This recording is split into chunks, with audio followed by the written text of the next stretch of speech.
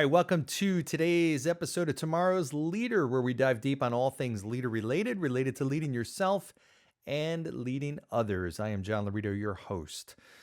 So, story time today. So, many of you know this famous experiment, which I went to school and started as an engineer, which was absolutely tormenting.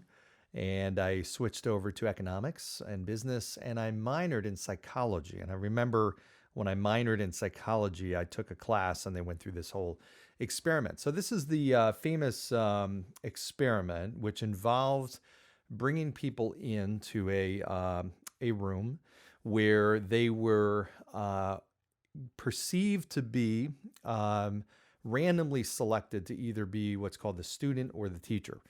And the student was then, and the student basically, so when this group of people that were volunteers for this experiment would randomly pick out student or teacher, well, the only thing that came out was teacher. So they were going to be the teacher in this experiment. They didn't know it, but the other person was working as part of the staff and was an actor and was playing the role of the student. So here was the scenario. The student gets hooked up to a electric shock machine, a device. And they are supposed to be answering questions, which are trivia questions or whatnot. I forget exactly what they were. And the teacher was the one reading these questions. Now, the questions were totally immaterial because the real experiment was a social experiment designed to see how much, under what circumstances, people would be willing to inflict pain, and in some cases, incredible amounts of pain, on other people, and what scenarios would prevent it or enable it. So the teacher in this example would read through questions, and the student would answer them incorrectly. And then the teacher would have to administer a small shock. Now, there was no shock actually given to the student. The only shock was a small, like little, I think it was 10-volt shock, which is very little, to the teacher, just to show them what that level felt like, which was just basically a mild tingling sensation. But the dial went from 10 or 15 up to all the way up to like 450 volts. And on this dial, it would be like the first level was a range of 15 to 75 that was labeled slight shock. And then 75 to 120 volts was labeled moderate shock. And then it was 135 to 108 volt was labeled strong shock.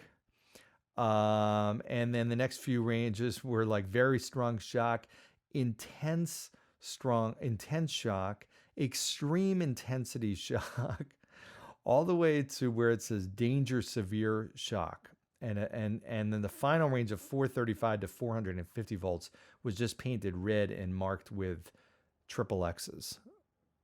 So, needless to say, 160 volunteers were put through this test. And there was one part of this experiment, one group had to actually take the student's hand and place it on the electrical plate to get the shock. So they'd move the needle, they place it on the shock. So they physically had to place it on there. The next group didn't have to do that. They just administered the shock, and they just had to be in the same room with the student and see and hear all their cries for pain. I mean, they would cry for pain, stop, stop. And then the other group was totally out of sight and totally in a different room. So part of it, what's really interesting is virtually everybody went significantly higher in this dial. And what was alarming about this is people's willingness. So this teacher would start to move the shock thing up, and the person would be like, no more, no more, no more, stop, please. And they'd look over the person in the white lab coat administering this test, and the person would just simply say, the test requires that you continue. And the teacher in this example would continue. They go up to the next level, to the higher, to the intense shock. And the person would be like, no, stop, stop it. I can't take the pain. I can't take it. And the teacher would still do it. And the person running the experiment would say, the experiment it's important that you continue. It's very important. That's all they would say. They had that as a script. It's very important that you continue. Just continue. and the person would listen. They'd be inflicting perceived levels of immense pain on this person. Yet because this person in this, white lab coat was telling them it was okay or that they had to do it, they did it. It was crazy. So that was one side of the experiment, was people's obedience to just being told to do things, just simply, they would obey, even if they knew it was a harmful outcome. It was crazy. But what was also very interesting and fascinating is that the likelihood, so 70% of people would not go all the way to the triple X, which is crazy. 30% would.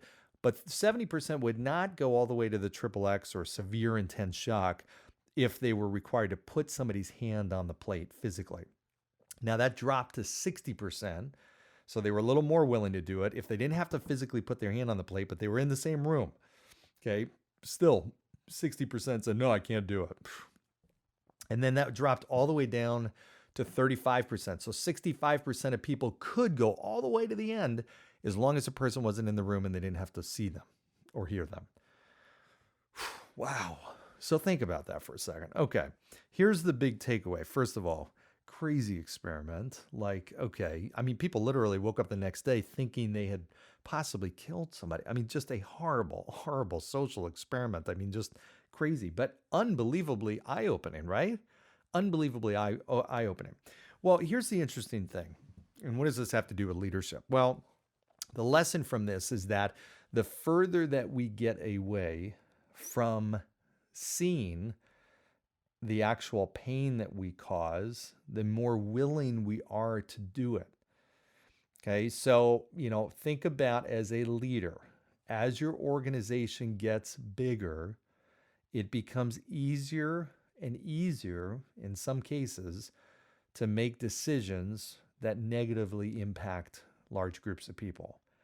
And you see this all the time. One of my favorite movies, Christmas Vacation, you see the end of the movie, spoiler alert, if you haven't seen it, if you're one of the 3 people out there that have not seen it, spoiler alert, that at the end of the movie, the boss comes to Chevy Chase's home, to Clark Griswold's home, and he had decided not to give anybody bonuses and to cut everybody's pay or whatever it was. And everybody, including the Griswolds, were counting on this bonus check for their pool and everything. And their life was now miserable because this guy who was living at large was decided just, whatever, we're just not going to give people bonuses. And then when he came to Clark's home and the Griswolds saw firsthand the pain he was causing, and he came there unwillingly by good old Crazy Eddie.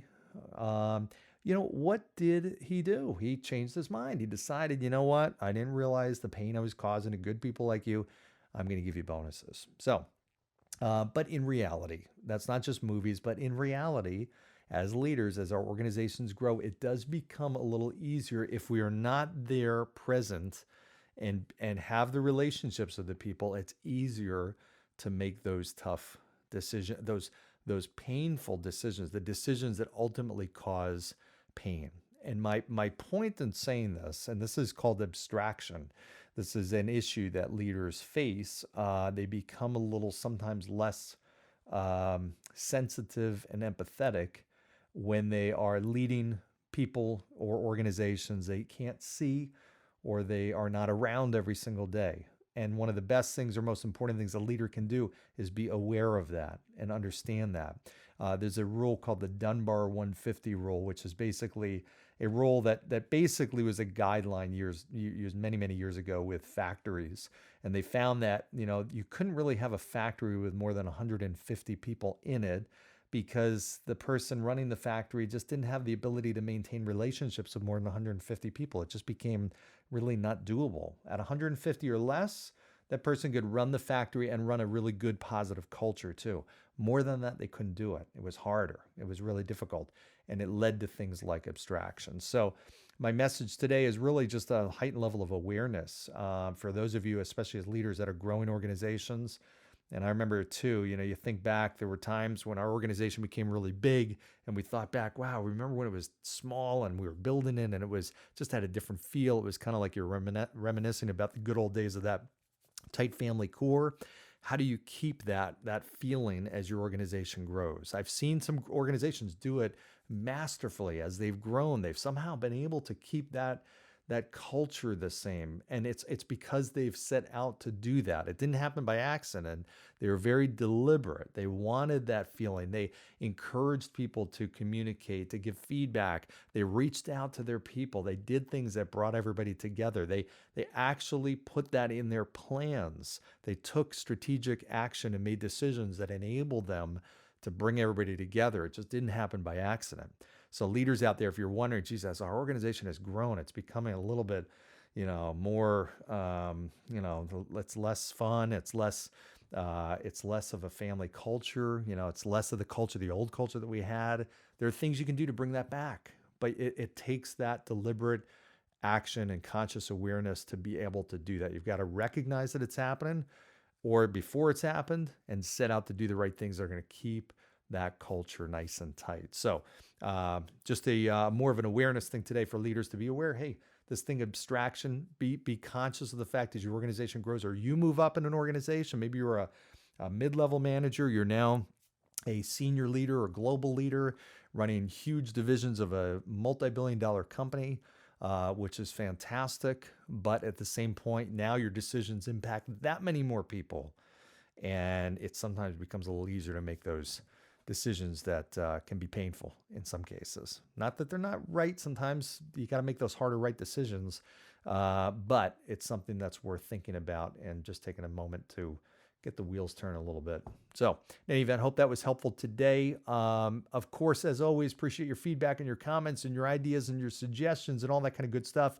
We have some fantastic guests coming up in the next couple of weeks, so stay tuned for that. I am always interested in your suggestions on people that you know, great leaders that you know who have made a big impact in your life, maybe transformed your organization. I'd love to hear from them. I'd love to get in touch with them. I'd love to bring them on this show and have them share their wisdom with the rest of the audience. So until then, thank you. Appreciate all your listening and your watching, and go down below, give feedback and reviews, and we'll see you next time. Thanks, everybody. Take care.